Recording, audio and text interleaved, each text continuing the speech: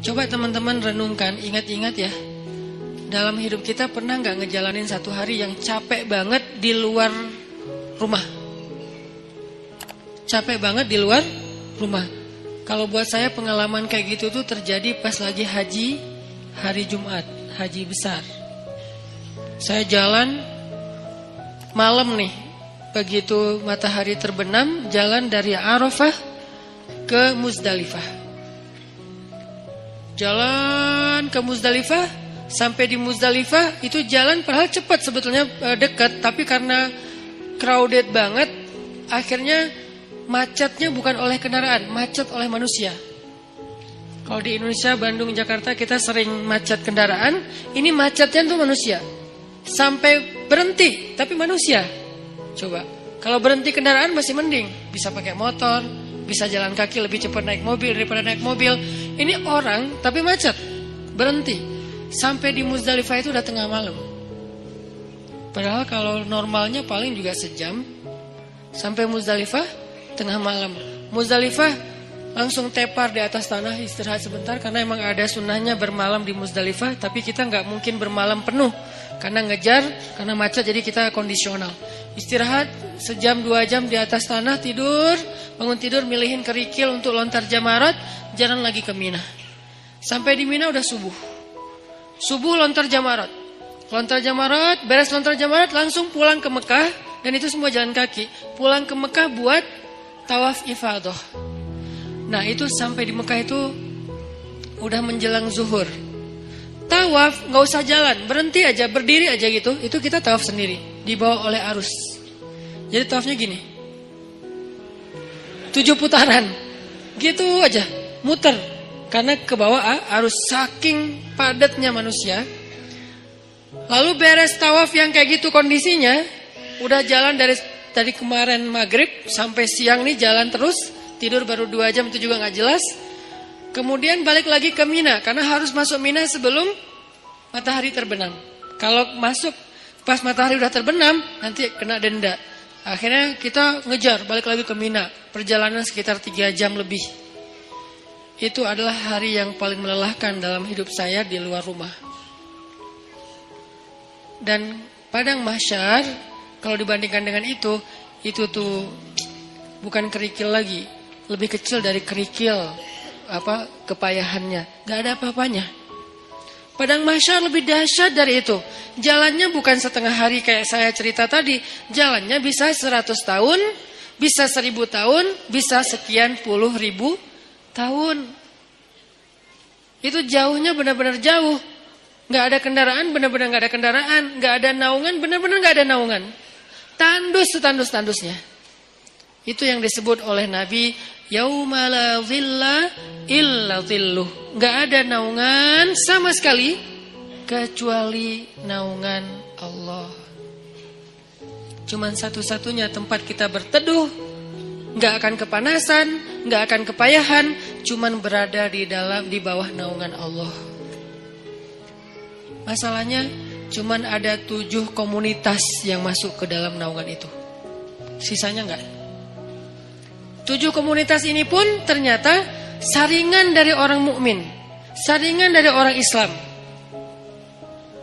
Jadi bukan masalah yang penting saya udah Islam, enggak. Dari orang Islam sendiri masih disaring lagi benar-benar yang spesial.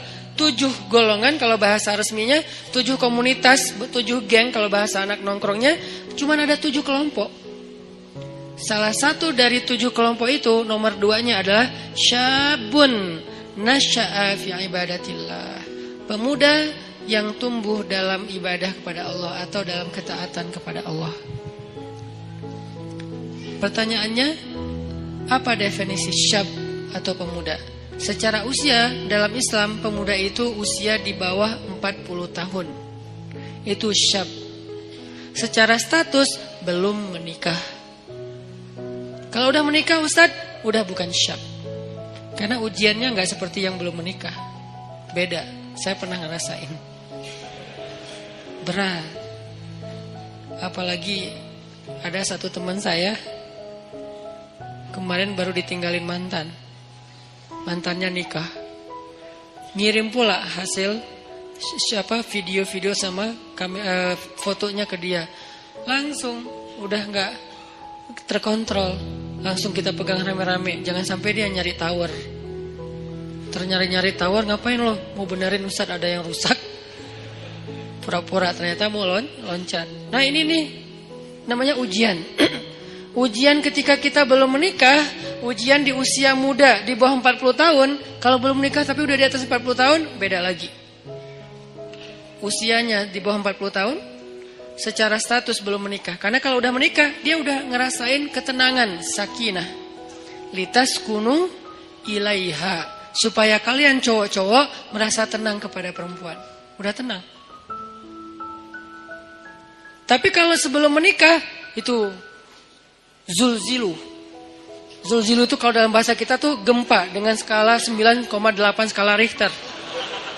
Itu zulzilu tuh. Sampai ada ayat zulzilu iza zulzilatil ardu, dan yang tahu banget ayat itulah jomblo. Zilzal, kehidupannya itu terguncang luar biasa. Ngelihat orang semuanya kayak dia paling sengsara di muka bumi. Ngelihat setiap orang tuh deg-degan. Ngelihat cewek deg-degan. Apalagi ngelihat ceweknya crowd kayak gini gitu ya. Baru masuk di depan mall, aduh saya kok deg-degan ya. Zulzilu, guncangannya tuh luar biasa. Kalau yang udah sakinah, santai. Karena di sebelahnya ada istri. Kalau nggak ada istri, deg-degan juga. Intinya mah beda ujiannya. Karena beda ujiannya, maka beda pula rewardnya. Al-jaza ala qadril masyaqqah. Balasan Allah itu tergantung beratnya beramal. Buat yang masih sendiri, beramal itu lebih berat. Kenapa? Karena zilzal dalam di batinnya tuh kenceng. Godaannya tuh banyak. Mikirin itu nggak jelas apa yang dipikirin. Karena ya gitu, kondisinya tuh antara kayak nggak ada kejelasan status. Apalagi dia udah sendiri digantung. Kan lebih nggak jelas lagi ya. Saya gimana? Berat statusnya. Nah ini nih ngeri banget ujiannya. Kalau dia nggak pegang Allah, dosanya itu bisa udah 1, 2, 3. Dosa-dosa besar itu beruntun bisa dia lakuin.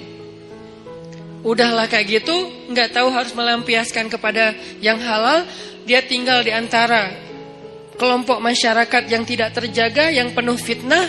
Tinggal di kos-kosan, kos-kosannya campur cewek cowok, dan di situ itu anak-anak yang mungkin belum semuanya pada paham agama atau taat beragama, sehingga biasa aja ngobrol, keluar dari kamar itu pakai daster biasa. Itu kan zilzal kan, itu ujian yang berat. Terus harus kemana? Kalau yang udah nikah, pulang ke rumah. Kita pulang kemana? Zilzal kan, guncang. Gak usah diterusin kata-katanya. Masa saya harus bilang ke kamar mandi Ustaz? Enggak lah. Maka itu kan dosa kan? Jadi dosa juga nih. Terus gimana dong? Kita harus ngapain Ustaz? Nah disitulah ujiannya. Sehingga kalau dalam kondisi kayak gitu, dia bisa istiqomah, dia bisa tetap taat kepada Allah. Itu dia istimewa banget. Lebih istimewa daripada yang udah nikah. Makanya buat yang udah nikah, udah mungkin kesempatannya bukan di nomor 2, di nomor 1, nomor 3, 4 sampai 7 kan. Tapi yang nomor 2 udah lewat. Karena dia gak dapat lagi ujian seberat syab, anak muda. Ujiannya udah gak kayak mereka. Saya pernah dengar 2 anak muda sama-sama lagi ngobrolin tentang perasaan. Itu gak ada yang dengar. Dua-duanya ngomong dan curhat. Lu masih mending gua. Ya itu mah gak ada apa-apanya gua. Terus aja masih sama-sama curhat. Saking zilzalnya tuh luar biasa. Dan saya senyum-senyum aja. Ustaz kok diam aja sih? Sakinah. Beda kita, beda nasib. Malah saya panas-panasin, saya telepon istri saya. Yang gimana, apa segala macam. Wah Ustaz mas sengaja. Telepon lagi sekali lagi. Kok 2 kali Ustaz? Ya gitu deh pokoknya. Wah makin zilzal mereka. Sampai ini kenapa Ustaz kita lagi gempa ya? Ini nih ujian anak muda. Makanya karena diuji kayak gini, akhirnya ya kalau dia bisa tetap istiqomah, konsisten, komitmen dengan batasan syariat, maka dia istimewa di sisi Allah. dan juhdun, pengorbanan dia untuk menjaga diri dalam kondisi yang berat kayak gitu, itu yang Allah hargain nanti di padang mahsyar. Kesini wahai anak-anak muda, kumpul-kumpul yang mengikuti jejak Yahya alaihissalam, yang mengikuti jejak Maryam radhiyallahu anha, karena mereka dua simbol, satu lagi Yusuf alaihissalam, tiga simbol anak muda yang di masa mudanya banyak godaan. Yusuf digoda, Yahya digoda, Maryam digoda, tapi istiqomah tidak berbuat dosa sampai Allah menentukan kebaikan setelahnya. Kebaikan Yusuf akhirnya menikah juga. Kebaikan Yahya akhirnya syahid. Kebaikan Maryam akhirnya diberikan anak tanpa punya suami. Allah menentukan nasib yang berbeda-beda. Tapi semasa mereka diuji, tiga-tiganya itu simbol dari istiqomah. Benar-benar istiqomah. Keren banget tuh tiga-tiganya. Maryam saking istiqomah, hampir gak kenal cowok dalam hidupnya. Hampir gak kenal cowok dalam hidupnya. Yusuf saking istiqomah, itu digoda sama cewek di dalam ruangan. Dan ceweknya itu bukan cewek biasa, bukan hasil editan pas ketemu kok beda. Enggak. Ini cewek benar-benar cantik, gak diedit, emang benar-benar cantik. Dan insya Allah semua ada di sini. Daripada mereka tiba-tiba pulang satu persatu ntar ya, kok sepi di atas, sebel sama Ustadz. Ini cewek benar-benar cantik. Cantiknya itu diakui. Jadi kayak Miss Mesir lah. Bertahun-tahun dia dapat piala Miss Universe, malah bukan Miss Mesir lagi. Itu cantiknya cantik beneran. Sampai direkam kecantikannya di dalam banyak riwayat. Dan dia udah nutup pintu, manggil Yusuf ke kamar, beresin kamar kotor. Datang aja Yusuf dengan polosnya, bawa kemoceng, bersih-bersih. Pas sudah masuk kamar, ditutup pintunya dari dalam, dikunci. Ceweknya datang ke Yusuf, itu cewek ditaksirin, dikecengin semua orang cowok-cowok yang ada di Mesir. Semua berandai-andai, seandainya saya jadi suaminya, Yusuf sekarang ada di dalam kamar berdua sama cewek itu. Yusuf juga bukan cowok biasa. Semua cewek se-Mesir juga, seandainya saya istri Yusuf, jadi dua nih selebgram Mesir. Maksudnya semua orang tertarik kepada mereka, saking keren-kerenah. Cowoknya keren, ceweknya kerenah, dua-duanya keren lah. Ini dua orang yang keren nih berkumpul di satu ruangan, dikunci, dan ceweknya tuh rawadathu. Rawadat itu ngegodain. Gimana Ustaz? Gak usah diimajinasikan. Cukup kayak gitu aja pokoknya. Dipanggil mungkin, tapi gak sampai berbuat dosa ya. Dipanggil atau kesini wahai Yusuf, aku mencintaimu. Gak ada siapa-siapa, kamu gak usah khawatir. Aku akan rahasiakan apa yang terjadi hari ini di sini dan segala macam. Wah itu udah luar biasa. Wahammat bihi. Dia tuh bergairah kepada Yusuf.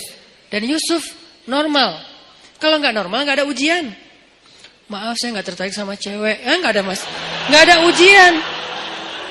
Jadi nggak perlu diteladanin kan? Karena dia tidak wajar. Tapi Yusuf ini normal. Apa dalil bahwa Yusuf normal? Wahamma biha. Makanya kalau kita baca Quran tuh tafsirnya tuh yang detail, kata demi kata. Wahammat bihi, wahamma biha. Yang ceweknya bergairah kepada Yusuf, yang Yusuf juga bergairah kepada cewek tersebut. Sama-sama bergairah, sama-sama tertarik. Tiba-tiba Allah tunjukin burhan, muncul wajah Yakub di depan Yusuf. Yakub dalam keadaan ekspresi sedih, gini aja. Gitu ekspresi Yakub. Sedih banget Yusuf sampai kayak gini. Jangan sampai ayah bakal kecewa banget kalau kamu sampai ngelakuin ini. Buat apa ilmu yang ayah ajarin selama ini? Buat apa pengorbanan ayah selama ini? Kamu lupa dengan semua nasihat ayah. Seolah-olah ya. Tapi dalam bentuk film yang kayak 3D banget. Dan itu ada di depan muka Yusuf. Disebut dengan istilah burhan kalau dalam teks ayatnya. Burhan itu tampil wajah Yakub dengan wajah sedih. Langsung Yusuf lupa sama cewek itu, lari, ditarik dari belakang, saking kencengnya narik sampai sobek bajunya. Banyak pelajaran sih dalam adegan ini. Salah satu pelajarannya itu tentang parenting, tentang cara ayah mendidik anak sampai muncul burhan itu gimana. Nanti di kesempatan lain lah kita bahas. Saya dulu pernah ngisi satu materi tentang parenting Saya cuma membahas burhan aja.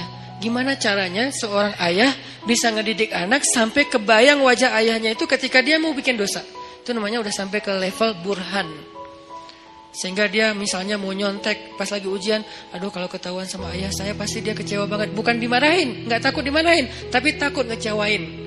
Pasti ayah kecewa banget gak jadi deh. Itu burhan tuh. Gimana sampai ayah bisa menampilkan imajinasi itu di benak anak kalau bukan dengan kasih sayang yang dalam banget?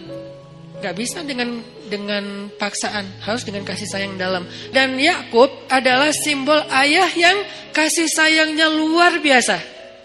Sampai bisa munculin burhan. Tapi yang kita bahas adalah ujiannya Yusuf. Selamat. Ini nih baru disebut dengan syabun nasya'a fi ibadatillah. Tumbuhnya itu dalam keadaan taat kepada Allah. Dan ukuran taatnya apa Ustadz? Ukuran taatnya adalah tinggalkan dosa. Kalau bahasa di bio saya, sedikit dosa. Kok pakai kata sedikit? Enggak punya dosa Ustadz? Enggak boleh kita bilang enggak punya dosa. Arti sedikit dosa itu adalah dosanya yang tinggal yang kecil-kecil aja. Yang besar tinggalin. Yang kecil kenapa kok masih ada? Karena enggak sengaja, lupa. Itu kan ada pasti sisa ya. Enggak mungkin enggak. Kalau kita bilang enggak punya dosa, namanya kultus diri sendiri. Kata Allah, la tuzakku anfusakum huwa a'lamu bimanittaqo. Janganlah kalian menganggap diri kalian suci. Enggak boleh. Makanya saya bilang banyak main, banyak manfaat, banyak pahala, sedikit dosa. Itu pakai hasil renungan. Jadi bukan kok sedikit dosa. Harusnya kan gak punya dosa. Gak bisa. Cuma Nabi SAW yang gak punya dosa. Sisanya sampai Abu Bakar juga punya dosa. Cuman dosa beliau sudah diampuni oleh Allah. Karena solehnya luar biasa. Kalau kita, sebagian udah diampuni, sebagian lain mungkin belum. Karena belum bertaubat benar-benar dengan nasuha. Tapi usahain tinggalkan dosa. Kita cukup ninggalin dosa aja, itu tuh udah jadi syabun nasya'a fi ibadatillah. Kalau ibadah Ustadz, ibadah yang wajib itu udah pasti. Karena kalau kita ninggalin yang wajib berarti dosa kan. Gimana dengan ibadah sunnah? Tahajud, puasa sunnah, tilawah, itu bonus. Jangan sampai kita mendahulukan yang sunnah atas yang wajib dan melakukan yang haram. Itu enggak, udah salah rumusnya. Ada orang tahajud rajin, tapi dia enggak bisa jaga lisan. Ada orang tahajud rajin, tapi dia enggak bisa jaga pandangan. Yang disebut dengan syabun nasya'a fi ibadatillah dalam konteks hadis tadi, dia usahain sedikit mungkin dosanya, tinggalin dosa. Terutama dosa-dosa yang berhubungan dengan godaan di masa muda. Kalau teman-teman bisa istiqomah dalam urusan ini, urusan perasaan, urusan pergaulan yang paling berat, urusan entertain yang berlebihan, karena entertain itu ada yang masih wajar, masih ada juga yang berlebihan. Urusan apa lagi? Dosa-dosa maksiat seperti minum, kemudian pakai drugs dan seterusnya, atau mungkin the new drugs itu pornografi dan seterusnya. Ini bisa ditinggalkan. Udah sampai kapan Ustaz batasannya? Antara dua batasannya. Batasan status berarti menikah, batasan usia berarti 40 tahun. Kalau udah lewat 40 tahun, insya Allah ujiannya gak seberat di bawah 40 tahun. Kalau kita bisa jaga diri di masa itu, pergaulan, perasaan gimana Ustaz? Jangan terlalu mudah jatuh hati kalau belum halal. Ustaz itu kan gak disengaja, jangan diikutin. Kadang-kadang dia emang gak disengaja, munculnya itu dari setan. Yuwaswisu fi sudurinas. Cantik ya, udah jangan diterusin, jangan dibahas. Begitu kita sekali klik, udah gitu dibahas, maka itu jadi sebuah episode. Jadi episode yang panjang. Dan endingnya air mata dan penyesalan. Biasanya. Jangan dibahas. Ustadz membahas, kan ini nasihat. Saya gak lagi ngebahas bab-bab yang detail gitu. Karena saya ini ngomong based on pengalaman ya. Karena semua kita pernah merasakan masa-masa muda yang gejolak tadi, zilzalnya, guncangannya kenceng banget. Itu tuh kalau ada kayak gitu jangan diterusin. Jangan berpikir ada orang yang dia gak punya pacar berarti dia gak normal. Enggak, dia normal. Cuman dia gak mau nerusin. Emang dia gak pernah kepikiran kayak tertarik dengan seseorang. Tertarik kalau dia normal. Cuman gak diterusin, gak mau dibahas, gak mau diingat-ingat. Caranya dia menyibukkan dirinya dengan hal-hal yang positif. Bisa proyek sosial, bisa juga spiritual. Proyek sosialnya bantu orang, bikin proyek-proyek yang sifatnya healthcare kayak atau kemanusiaan kayak atau apalah, atau proyek yang sifatnya spiritual ya kayak ke masjid, itikaf, tilawah, mumpung masih muda, ya udah gua ikut program hafal Quran. Itu menyibukkan diri biar enggak sempat kepikiran yang kayak gitu-gitu. Kan kalau udah ngafal Quran habis semua tuh energi pikiran kita buat ngafalin Quran. Ya udah, paksain aja diri kita datang ke sebuah lembaga penghafal Quran yang udah kayaknya mungkin paling nyaman, ada banyak. Mungkin kalau di Pemuda Hijrah ada teras tahfiz gitu ya. Datang, siapa yang daftar? Saya sungguh-sungguh pengen daftar. Udah bisa baca Quran belum? Ya udah, mulai dari baca Quran dulu. Ya udah, saya daftar tahsin, belajar tahsin. Sibukkan. Udah sibuk kayak gitu nggak sempat kepikiran lain. Kalau masih kepikiran berarti kurang sibuk. Kalau masih kepikiran berarti kurang sibuk. Cari lagi sampai sibuk, sampai nggak sempat mikir. Itu baru namanya nasya'a, tumbuh. Jadi kalau kita bedah kata demi kata, syabun artinya tadi udah jelas pemuda. Sekarang nasya'a itu tumbuh. Artinya tumbuh itu menghabiskan waktu. Arti tumbuh menghabiskan waktu, menghabiskan usia, menghabiskan harinya. Berarti daily activity-nya apa? Daily life-nya itu apa? Kita sibukin daily life kita dengan semua yang membuat kita nggak sempat mikirin dosa. Gimana caranya? Pilih dari 3 kesibukan secara value-nya. 1, menyibukkan diri dengan yang wajib. Gimana menyibukkan diri dengan yang wajib, Ustaz? Sholat 5 waktu, biar sibuk ke masjid. Kalau nggak ke masjid kan nggak terlalu sibuk ya. Tinggal wudhu, sholat di tempat kita berada. Jadi kan nggak terlalu sibuk kan. Tapi kalau biar sibuk, takes time dan lumayan effortnya lebih, wudhu ke masjid. Terus sampai di masjid, insya Allah auranya beda tuh ketimbang kita di tempat kita doang.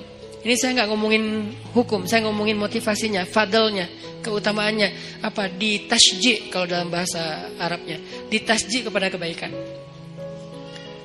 Sibukkan, nasya'a itu menyibukkan diri dengan sesuatu yang membuat pertumbuhannya itu semuanya atau enggak semuanya pun mayoritasnya positif. Daily life kita tuh mau diapain? Yang wajib ibadah misalnya, yang wajib orang tua misalnya, berbakti sama orang tua. Itu udah lumayan tuh ngambil waktu kita. Jadwalin. Kalau misalnya kita ngerantau, telepon, WA. Jadwalin kalau kita dekat sama orang tua tuh datang ke orang tua, ada waktu bersama dengan orang tua ngapain gitu. Keluarga kalau dengan orang tua plus dengan adik kakak atau apa. Pokoknya keluarga ini silaturahim kan. Kalau bahasa lebih ini lagi silaturahim, jalin, sibukkan dengan yang wajib. Ustadz, yang wajib udah sholat 5 waktu, telepon orang tua, tilawah sehari minimal 2 lembar. Minimal, itu wajib. Di atas itu sunnah. Sejuz, normalnya, idealnya sejuz. Minimal 2 lembar lah sehari. Udah Ustadz, masih banyak waktu kosong. Yang sunnah. Sibukkan dengan yang sunnah. Yang sunnah apa? Ya tadi, kalau ibadah yang sunnah, sifatnya sholat sunnah, puasa sunnah, tilawah tambahan dari target 2 lembar, apalagi zikir. Ustadz, gak semua yang sunnah saya sanggup sekaligus. Karena kan kita nih bukan orang yang keren-keren amat ya Ustadz. Oke, gak apa-apa. Yang wajib 10%. Oke. Yang sunnah 20%. Masih sisa berapa? 70%. Habiskan buat yang mubah, boleh. Karena yang wajib dalam kehidupan kita kan gak banyak kan sebetulnya. Yang sunnah lebih banyak dari yang wajib, 20%. Atau yang wajib 20%, yang sunnah 30%. 50%-nya mubah. Arti mubah apa? Enggak berpahala, tapi juga enggak dosa. Dia enggak berpahala, tapi juga enggak dosa. Emang boleh Ustaz? Ya boleh lah. Makanya Islam itu luas. Syumuliyatul Islam. Orang banyak ngebahas Islam itu dari sisi satu bab doang nih. Parsial banget. Wajib aja. Jadi seolah-olah Islam itu cuma ada satu kata. Harus. Itu doang. Atau 2. Harus dan haram. Udah. Jadi hidup kita tuh kayak berat banget ya. Harus ya. Kalau enggak haram ya. Enggak ada pilihan. Karena yang dibahas dari Islam itu parsial banget. Cuman bagian kecil. Sementara ada bagian yang begitu luas dalam kehidupan kita 24 jam. Itu gak dibahas. Yang dibahas yang wajib. Ke masjid. Tapi kan kita gak tinggal di masjid kan realitasnya. Gimana kalau kita udah selesai sholat, ngapain lagi Ustadz? Nah, berarti kita bahas bab mubah. Mubah, nggak dosa, nggak berpahala. Apa? Entertain, ketemu temen, nongkrong, tapi nongkrongnya dijaga. Atau yang lebih positif dan tetap dia mubah, main itu dalam, kalau bahasa saya maksudnya itu olahraga ya. Cuman kita kalau nyebut olahraga kesannya kayak berat gitu kan, kayak ada beban. Main aja lah, tapi yang penting berkeringat, itu olahraga sebetulnya. Cuman main. Kenapa disebut main? Biar sesuai dengan hobi. Jangan dipaksain harus nge-gym semua. Nggak semua orang senang nge-gym, cari treadmill mungkin mahal. Ya udah, lari aja keliling komplek. Kalau perlu nanti kita mudah-mudahan di masjid kita ke depan ada banyak tempat shower kayak di bandara yang ultimate, yang di Terminal 3 kan ada tempat shower tuh. Kalian ke masjid mah lari aja.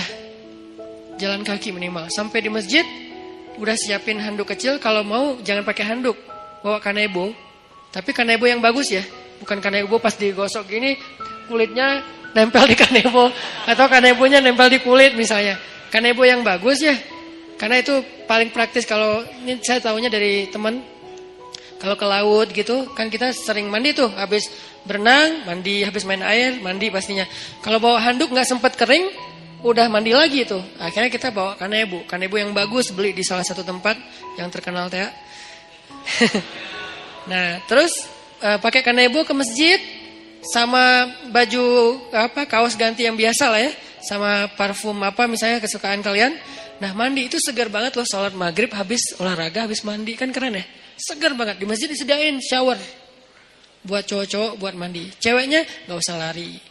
Cewek mah ada tempat sendiri, zumba kayak apa gym, apa yang bagian cewek lah, minimal gym.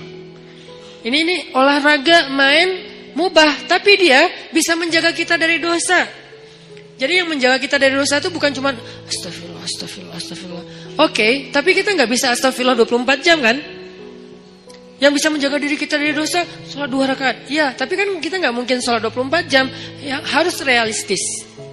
Waqi'i, harus realistis. Tapi juga tetap masali, tetap ideal. Banyak orang yang idealis tapi kurang realistis. Terlalu realistis jadinya nanti apa? Memudah-mudahkan, tasayyub. Makanya dalam Islam tuh nggak boleh kita terlalu idealis, perfeksionis, disebut dengan takalluf.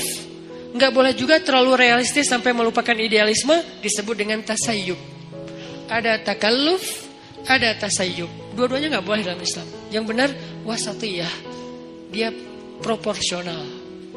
Nggak boleh takalluf. Kenapa nggak boleh takalluf? Allah sendiri yang bilang, la yukallifullahu nafsan illa wus'aha. Allah tidak mentakallufkan, tidak membebankan. Artinya takalluf itu terlalu membebani diri. Jangan juga tasayyub yang terlalu meringan-ringankan masalah. Semua jadi boleh. Maka bermainlah di tengah. Di tengah di sini maksudnya bukan terombang-ambing, bukan, proporsional. Yang wajib dilakukan, tapi kan tetap nggak mungkin 24 jam wajib. Yang sunnah dilakukan, tapi itu bonus-bonus. Maka sebagian besar usia kita itu ternyata dihabiskan untuk porsi yang ibahah, yang mubah. Apa dalilnya? Salah satu dalilnya adalah kaidah fikih. Al-aslu fil asya ibahah. Dasarnya segala sesuatu adalah boleh. Dasarnya segala sesuatu adalah boleh. Berarti habiskan. Nasya'a, tumbuhnya itu dalam hal-hal yang dibolehkan Allah, tapi juga bukan berpahala dan juga tidak berdosa. Gak apa-apa.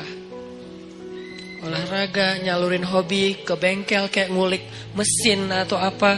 Kalau cewek lebih ke skillnya cewek apa mungkin, skill cowok apa, life skillnya dibangun terus supaya dia ketika nanti jadi punya pasangan, life skill dia itu bermanfaat untuk pasangannya. Kalau cewek, life skill seorang cewek yang lebih identik tuh apa? Life skill seorang cowok itu lebih identik tuh apa misalnya? Kita belajar life skill, itu mubah. Dan dulu sahabat banyak yang mengasah sisi life skill mereka dengan berdagang, dengan bertani. Sehingga ketika ada sebagian sahabat yang berkebun datang ke Nabi nanya soal perkebunan, Nabi bilang apa? Kalian lebih ngerti tentang masalah skill perkebunan daripada saya. Karena itu urusan dunia. Udah kalian ulik aja sendiri. Saya cuma ngasih batasan, jangan curang, jangan apa, batasan nilai. Tapi secara teknis kalian lebih ngerti, udah aja kembangin. Yang senang komputer, belajar startup digital. Sekarang lagi era startup. Anak-anak muda Indonesia itu harus ngerti startup supaya dia dominan, eksis di dunia digital, supaya nggak terus-terusan jadi orang yang ikut program orang ngedownload, tapi harusnya dia bisa bikin orang ngedownload program dia yang hobinya di komputer. Yang hobinya apalagi kembangin produk-produk aplikasi sosial media yang versi yang lebih lebih ketimuran atau apalah istilahnya, supaya dipakai, karena itu sesuatu yang chance-nya besar loh di zaman sekarang. Banyak hal yang bisa kita kembangin. Itu maksudnya nasya'ah, tumbuh. Arti tumbuh itu dia punya sesuatu yang semakin bermanfaat dari dirinya untuk orang lain, growing. Secara skill dia growing, secara mental dia growing, secara fisik dia growing, tumbuh.